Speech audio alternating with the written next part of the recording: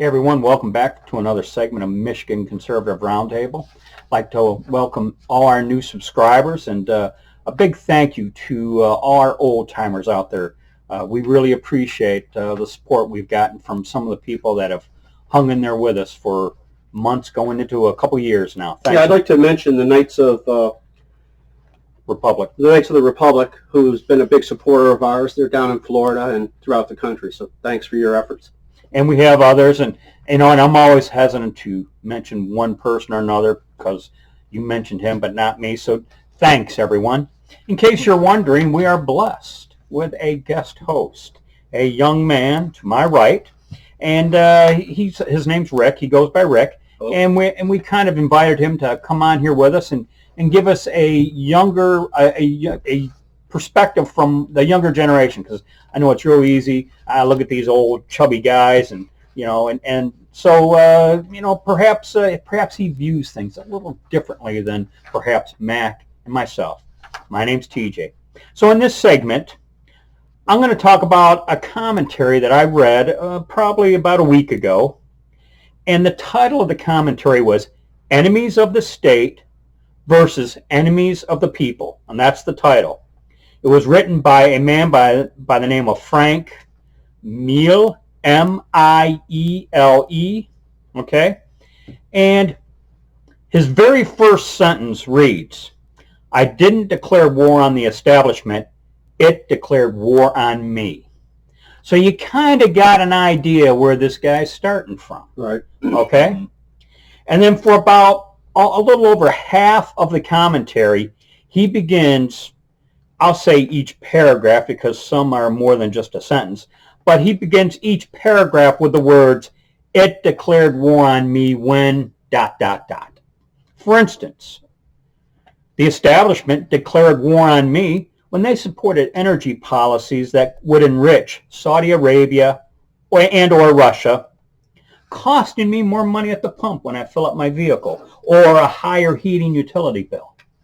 Okay? He says he uses that as an example of the establishment declaring war on him.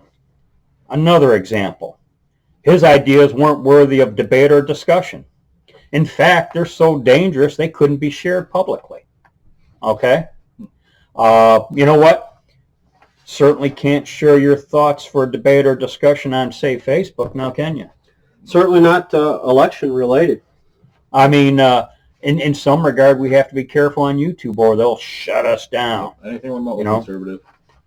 Okay, he says the establishment declared war on him when they used police powers of the FBI and CIA to first spy on a presidential candidate, as we know that would be Trump, President Trump, yep. Then worked to undermine his administration after he was elected. And I'll say this.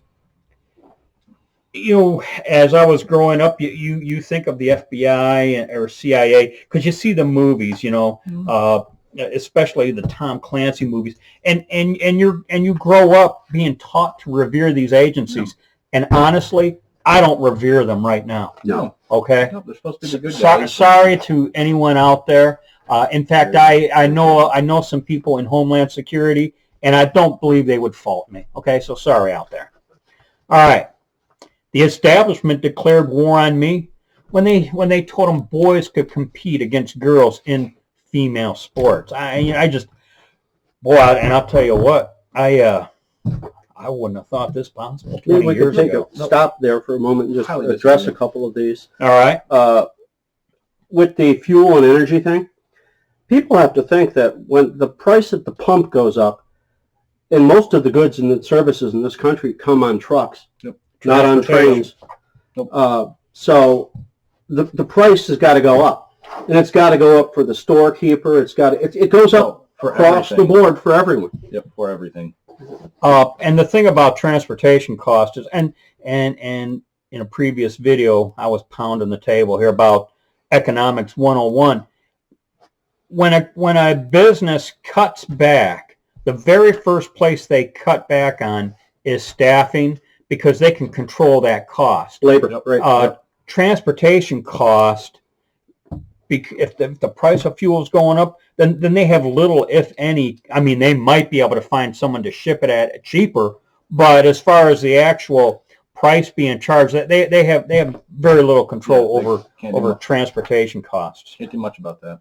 Well, with higher gas prices, and I think you guys know this, that the gas station is really a front for the convenience store inside. Yeah. Yeah, they don't make much money. Now, you'll get gas when you need it, but chances are you might slide in there for a coffee or a pop or a sandwich or whatever the case may be. I mean, Speedway is like a restaurant in there in some regard. So, so when you come to the gas station for less gas, those sales are affected. The people who deliver that stuff and make that stuff are affected. It's really a ripple effect to the economy. Well, you mentioned gas stations. This is a little slightly off topic, but for a couple of years before I went in the Army, I worked at a series of gas stations, and we only made like a penny per gallon. Right. And it was dependent on volume of gallons sold. Likewise, these oil producers, these gasoline producers, I don't think they make much more than a penny or two per gallon themselves. Well, back in those days, you'd just run in there and get a pop, and a pack of cigarettes was the big item. Unlike today, where most people don't smoke. Yeah, it's all vape. But yeah, so the oil industry, they're kind of stuck in a losing game themselves, almost, given what we've said here. Next point. The establishment declared war on me when it mocked us for the usefulness of a wall on the Mexican border, and then simultaneously put up a razor wire around Capitol Hill, being 25 miles too, I was told. 25 miles of razor wire around Washington, D.C. What do you think that cost? Yeah. So, let's see.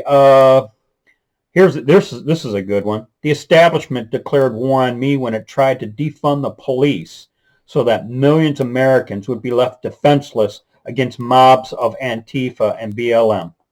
I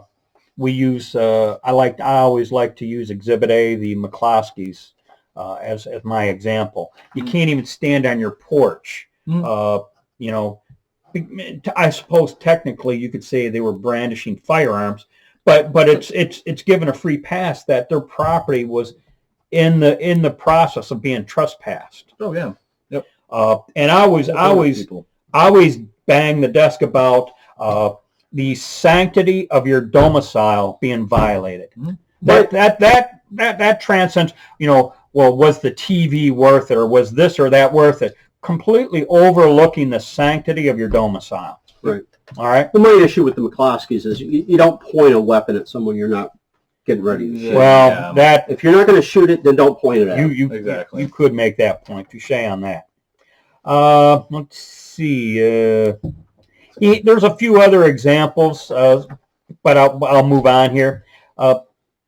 He goes, they declared war on me when they told me I was a domestic terrorist if I didn't believe the government's official pronouncements about elections, free speech, about right and wrong. So in other words, the very fact that we suspect that there were electoral anomalies, because we have to be careful what we say, the very fact that we suspect there were electoral anomalies last year, they want to make us a domestic terrorist. Yeah. Do not question, obey. Let's see. In a nutshell, that's right. Don't question, obey. They declared war on me when they declared leftist orthodoxy more important than the Constitution. That's kind of a given. A primo example of that was that during the Kavanaugh confirmation hearings, they as much as said he didn't deserve due process. He makes reference to a John Brennan interview on MSNBC where John Brennan says they're moving in laser-like fashion to find us, okay, and get to the bottom of it all. He goes down a list of possible targets, unholy alliance, frequently of religious extremists, authoritarians, fascists, bigots, racists, nativists, even libertarians, end of that quote. So John Brennan, him assuming that he's the mouthpiece, they're coming for us, per John Brennan. Guilt by labeling is the antithesis of fair play or justice. The ruling class wants you to conform. If you step outside the lines, be prepared to be shamed, silenced, and ostracized. He mentions he mentions a Douglas Mackey from Delray Beach, Florida, who in 2016 did a funny ha-ha meme. And if any, I'm sure everyone knows what a meme is.